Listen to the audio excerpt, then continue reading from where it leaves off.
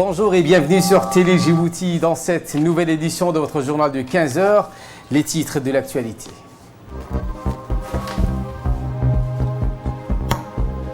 Le président de la République, Ismaël Omar Guelleh, a participé hier à la clôture des travaux du 34e sommet de l'Union africaine.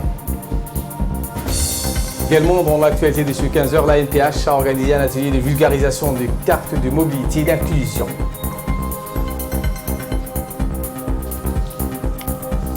Et dans l'actualité internationale, au moins 14 morts après la rupture d'un glacier dans la chaîne de l'Himalaya en Inde. C'était les titres. Merci si vous nous rejoignez sur Télé Djibouti. Et nous entamons avec le 34e sommet de l'Union africaine qui a clôturé ses travaux. Le chef de l'État, Ismaël Omar Guelleh, aux côtés de ce père chef d'État et de gouvernement d'Afrique, a pris part hier aux travaux du second et dernier jour du 34e sommet ordinaire de l'Union africaine qui, en son temps de coronavirus, s'est produit sous la forme d'une vidéoconférence. Les travaux du second jour de ce sommet ont abrité la cérémonie de prestation de serment de la nouvelle équipe à la tête de l'organisation. Après la nomination intervenue hier du chef d'État congolais, Félix Tshisekedi, à la tête de la présidence tournante de l'organisation, le président réélu de la commission, Moussa Faki, adjoint d'une nouvelle vice-présidente, en l'occurrence, Madame Monique Zombagwa, originaire du Rwanda, ont prêté également serment. Le chef de l'État a tenu un discours lors de ce sommet. Dans cette intervention quasi exclusivement dédiée au thème de cette 34e édition du sommet panafricain, en l'occurrence art, culture et patrimoine, les leviers pour construire l'Afrique que nous voulons, le chef de l'État a relayé sa foi en la vocation de la culture à prendre part au développement socio-économique des populations du continent noir. Écoutons la première partie de l'intervention du président Guelleh. Féliciter son Excellence Félix Tshisekedi, président de la République du Congo, pour son élection à la présidence de notre organisation et l'assurer du plein soutien de ma délégation. Je voudrais également rendre un hommage mérité à son Excellence Cyril Ramaphosa, président de la République de l'Afrique du Sud, qui a travaillé inlassablement pour diriger les travaux de notre commission pendant cette période difficile du Covid-19. Jamais l'humanité n'a paru si fragile et si démunie. Enfin, je remercie le président de la commission, M. Moussa Faki, pour son leadership et son engagement personnel à faire avancer l'agenda de cette organisation. Permettez-moi de saisir l'opportunité qui m'est offerte cet après-midi pour féliciter le président de la Commission, M. Moussa Faki Mahamat, pour sa brillante réélection à la tête de la Commission. Je lui souhaite, ainsi qu'à tous les commissaires, notre continent, sous la domination coloniale, a malheureusement pour un temps été dépouillé de sa culture. Ses valeurs traditionnelles ont été marginalisées ou même rejetées. Toutefois, parce que ces valeurs constituaient le socle de notre identité culturelle, nous nous sommes mobilisés dès le lendemain de notre indépendance afin de nous réapproprier les valeurs traditionnelles précoloniales à travers la valorisation du patrimoine ancestral. Face à un monde qui évolue rapidement, face à une mondialisation impitoyable, l'Afrique a voulu cimenter à travers ses traditions, récits et langues une identité culturelle collective enracinée dans un passé commun, une identité culturelle qui nous rappelle les valeurs profondes de nos civilisations, une identité riche et diverse afin que nous voulons léguer aux générations futures. Si nous ne valorisons pas ce précieux patrimoine déjà peu connu, alors oui, craignons l'acculturation et la perte d'identité de nos jeunes. Dans la seconde partie de l'intervention du président de la République, le chef de l'État a indiqué que notre pays est d'autant plus disposé à participer à l'aventure d'une plus grande mutualisation des patrimoines culturels d'Afrique que de par sa position géographique et son histoire, Notre pays est situé au carrefour des civilisations arabo-islamiques, africaines et européennes et que sa culture est le fruit de plusieurs siècles de brassage. Écoutons le chef de l'État. La question du patrimoine culturel n'est plus simplement un fait culturel et identitaire qui attire le regard de quelques curieux pour son exotisme. Il doit plutôt être abordé comme un catalyseur de développement socio-économique qui pourrait renforcer sensiblement les dynamiques de développement sur le continent et accorder à l'Afrique une meilleure place sur la scène internationale. Nous savons que les industries culturelles, à travers les foires, les expositions, les soirées culturelles, se développent de plus en plus et génèrent d'importants revenus à la fois pour le secteur public et privé, ce qui permettra la création d'emplois et accélérera le développement économique. C'est pourquoi nous devons unir nos forces et nos moyens pour la promotion de notre patrimoine culturel, le renforcement des capacités institutionnelles et organisationnelles et enfin la protection contre toute forme de menace. Pour ce faire, une meilleure intégration de la culture dans tous les domaines, il est impératif d'adopter une politique commune et des programmes conjoints, de mettre en place des plateformes d'échange et de promotion artistique, d'élaborer une stratégie commune pour lutter contre le trafic illicite des biens culturels et naturels des œuvres d'art. C'est dans cet esprit que Djibouti a entrepris des mesures de protection et de valorisation des sites renfermant des patrimoines culturels, qu'ils soient faunistiques, floristiques et géologiques, contre l'exploitation illicite et anarchique des ressources. Je lance à cet égard un appel en faveur d'une plus grande synergie entre notre commission et les organisations régionales afin d'adopter un plan d'action pour la promotion, la protection et le retour des biens culturels. Je vous remercie, Monsieur le Président. Écoutons à présent le compte rendu du chef de la diplomatie djiboutienne, Mahmoud Ali Youssouf, qui s'est exprimé en ces termes. Le 80e sommet de l'Union africaine se tient depuis hier en vidéoconférence, donc en distanciel en raison de la pandémie du Covid-19. Au préalable, avant le sommet, il y a eu une réunion du Conseil exécutif, qui est le Conseil des ministres, la 38e session. Bien entendu, il s'agit des sommets ordinaires, où au niveau donc de l'Union africaine, tous les dossiers qui concernent le continent sont traités par les chefs d'État, au préalable par les ministres des Affaires étrangères. Il y a les questions de paix et de sécurité, il y a les questions de financement de l'Union, les réformes, il y a les questions du Fonds de la paix, il y a les questions de lutte contre la pandémie, la plateforme qui a été mise en place pour acquérir des vaccins pour le continent africain. Tous les grands dossiers et tous les grands défis qui préoccupent le continent sont aujourd'hui devant les chefs d'État qui en discutent. Le thème principal de ce sommet, c'est l'art, la culture, le patrimoine, comme levier pour la promotion d'une Afrique que l'on veut. C'est le thème de ce sommet. Il faut se remettre dans le contexte de l'organisation de cette conférence, dans un cadre où l'Afrique est aujourd'hui frappée de plein fouet par la deuxième vague du Covid-19 avec des variants. Et donc le CDC, qui est le Centre de contrôle des maladies de l'Union africaine, a fait beaucoup de travail. La présidence de l'Union maintenant qui est passée de l'Afrique du Sud vers, n'est-ce pas, la RDC, la présidence sud-africaine a également fait œuvre utile en lançant cette plateforme et une initiative dans le cadre de la stratégie continentale de lutte contre le Covid-19. Les questions de paix et de sécurité également étaient à l'ordre du jour. Et en 2020, il y avait tout un programme qu'on a appelé « Faire taire les armes ». Mais malheureusement, au jour d'aujourd'hui, l'objectif de faire taire les armes en 2020 n'a pas été atteint. Toujours est-il que cette action de lutte contre le terrorisme, de lutte contre les extrémismes violents, de tentatives, d'efforts de résoudre les problèmes et les crises qui sont interétatiques, voire entre les États, tout ce travail va continuer.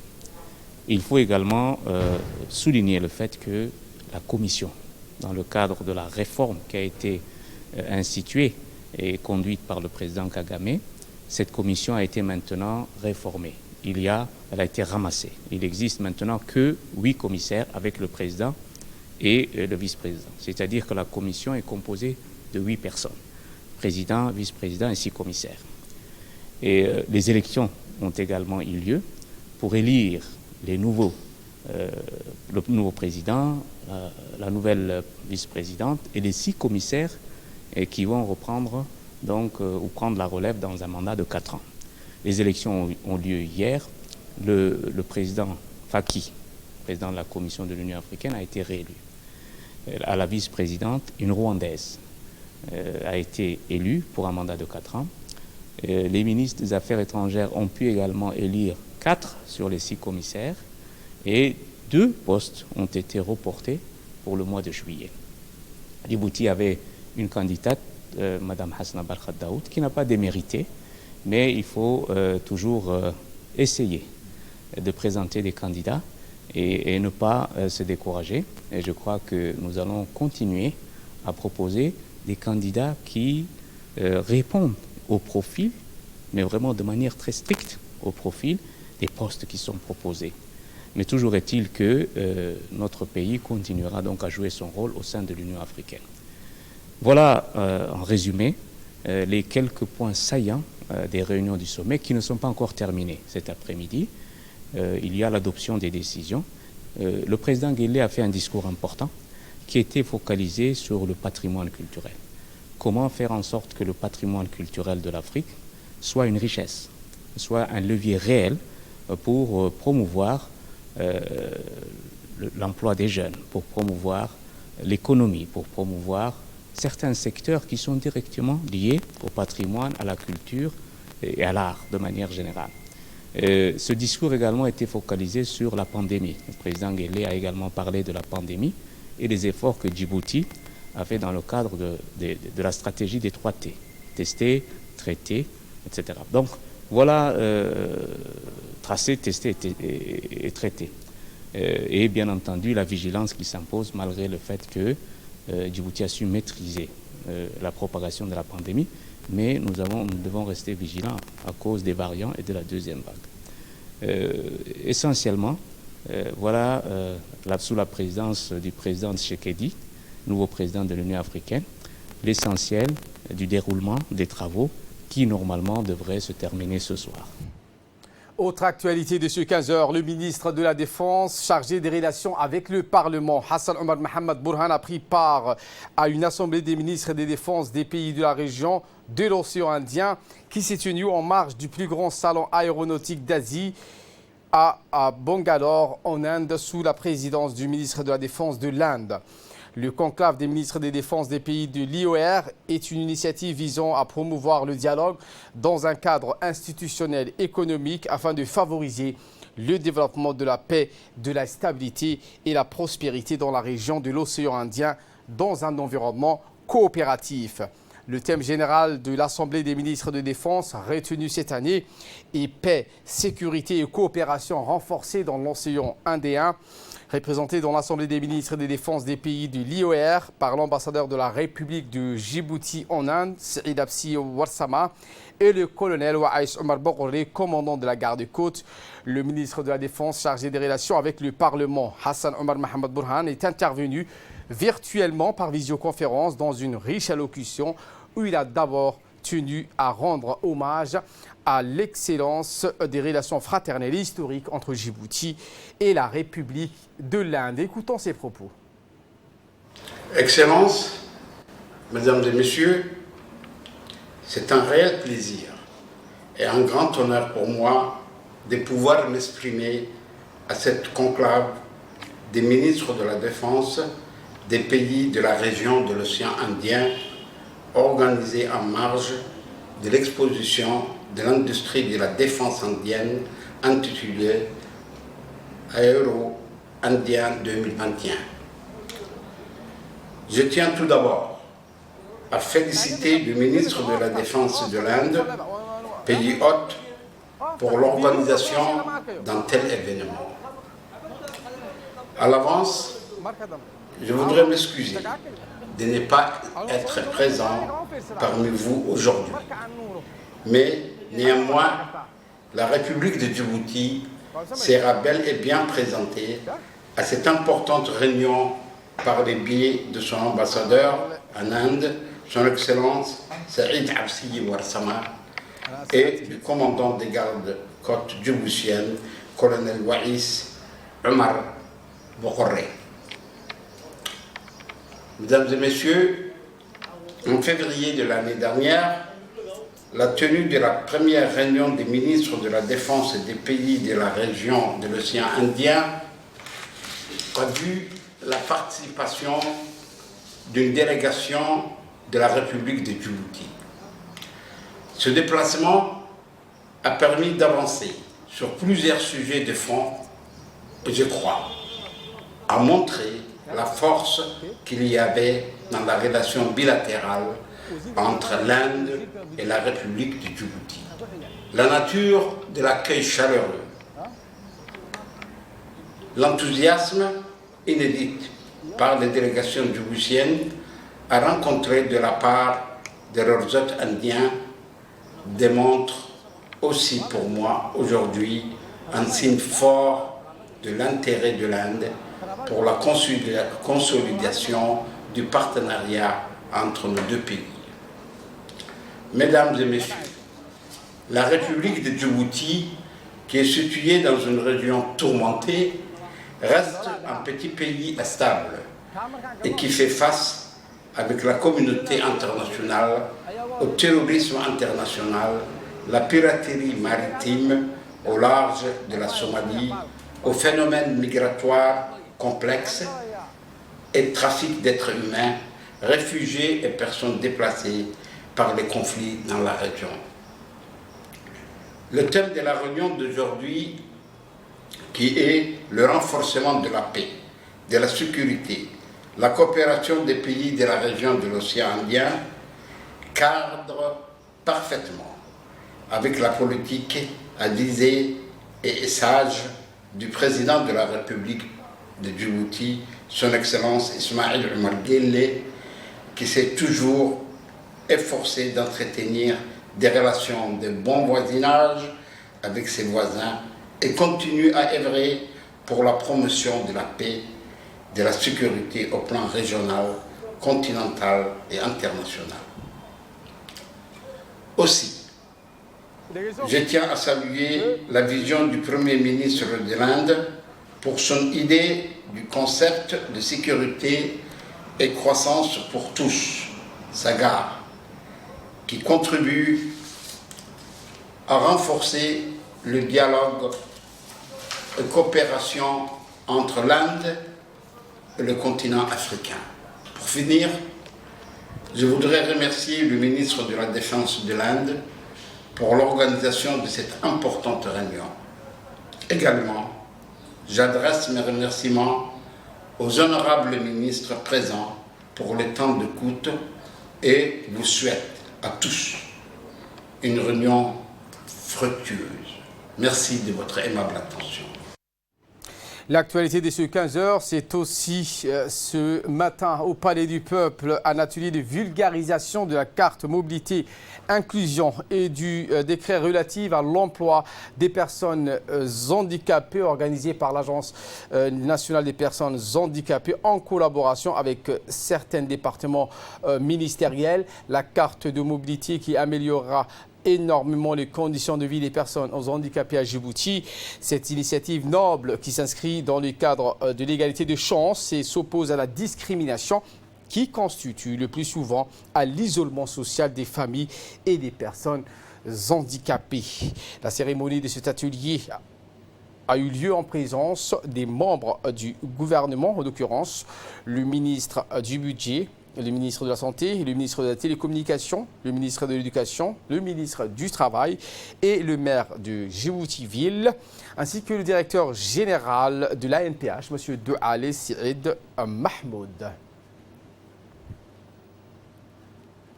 Écoutons à présent les membres du gouvernement, en premier le ministre du Budget et le ministre de la Santé qui sont exprimés. La vie à ces personnes et on devrait tricher cette carte. Les gens qui ont conçu peuvent apporter leur expertise à la carte d'identité nationale. Elle va plus loin que ce que j'en ai pensé. Je ne peux que féliciter l'ANPH. Cette carte représente pour toutes les personnes un moyen d'accès déterminant à un certain nombre de services de santé, mais surtout avantages sociaux. C'est une initiative noble, vraiment noble, qui s'inscrit dans le cadre de l'égalité des chances et s'oppose à la discrimination et au rejet, qui constituent le plus souvent à l'isolement social des familles et des personnes elles-mêmes. Cette initiative qui constitue le fil directeur de toutes les actions sectorielles du gouvernement est dictée par son Excellence, M. Ismaël Omar Guelleh, Président de la République. Pour le secteur de la santé, elle est fondamentale. Et c'est pourquoi le ministère de la Santé s'engage et se chargera de délivrer à toute personne titulaire de cette carte de mobilité l'accès gratuit aux soins de santé dans toutes les structures sanitaires de la République de Djibouti. Nous sommes vraiment résolument engagés dans la lutte contre les inégalités d'accès aux services de santé, en particulier les personnes en situation vulnérable. Et pour leur part, le ministre de l'Éducation nationale et de la formation professionnelle et le ministre du Travail chargé de la réforme de l'administration ont tour à tour exprimé leur intervention. On s'engage pleinement à être à vos côtés pour la mise en œuvre de cette carte des mobilités d'inclusion, puisqu'aujourd'hui, notre école djiboutienne est une école, bien sûr, pour tous, de qualité et inclusive.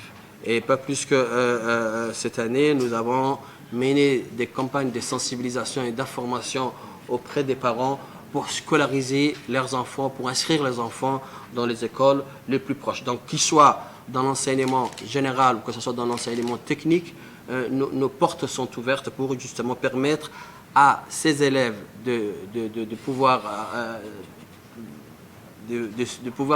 bien sûr suivre une scolarisation normale pour que plus tard, lorsqu'ils seront bien sûr adultes, ils auront pleinement les compétences qu'il faut à égal par rapport bien sûr aux personnes, entre parenthèses, disons, normaux. Et je pense que nous sommes dans la fondation, dans le fondement même, pour que cette carte de mobilité soit bien sûr effective. Il faut bien sûr que ces personnes, malgré qu'ils présentent un handicap, puissent avoir les mêmes compétences que bien sûr des personnes normaux. Et nous y travaillons, que ce soit dans l'enseignement général, mais également dans la formation professionnelle.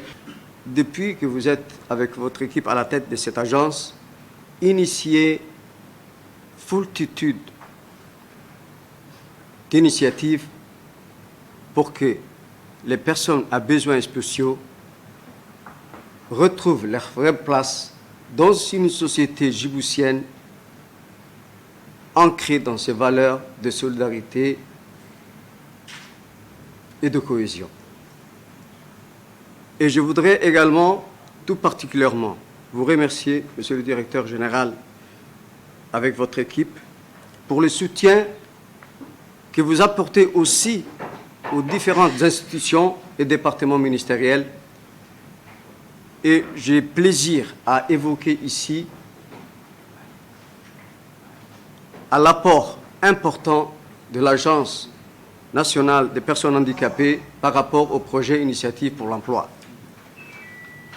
Je voudrais, Monsieur le Directeur, vous faire remarquer que votre participation à cette initiative est des plus nobles, des plus importantes, parce qu'elle contribue énormément à l'avancée d'une justice sociale à Djibouti, vecteur de développement pour la République de Djibouti.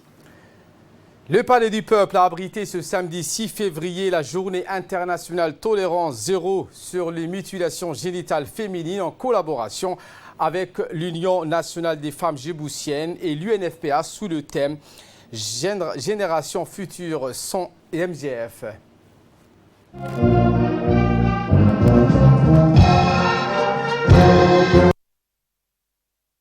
De l'élimination des MGF, des efforts coordonnés et systématiques impliquant l'ensemble d'une communauté sont nécessaires et doivent être axés sur le droit humain. Le ministère de la Femme et de la Famille a véhiculé cette sensibilisation avec une soirée riche en couleurs et animée par des hadiths, des porteurs de messages, des sketchs réalisés par des jeunes ainsi que des artistes locaux qui étaient au rendez-vous. Et de là, nous passons en nouvelles du monde. Je vous le disais en titre, l'Himalaya, au moins 14 morts après la rupture d'un glacier dans cette chaîne de montagnes de l'Inde, l'Himalaya. La mort de 14 personnes a été confirmée par les autorités, selon un bilan provisoire des autorités de l'État d'Uttarakhand, qui ont également fait état de 125 à 200 disparus, selon les sources. Voilà pour l'essentiel de ce 15h. Merci à vous de nous avoir suivis et très bon suivi des programmes sur Télé Djibouti.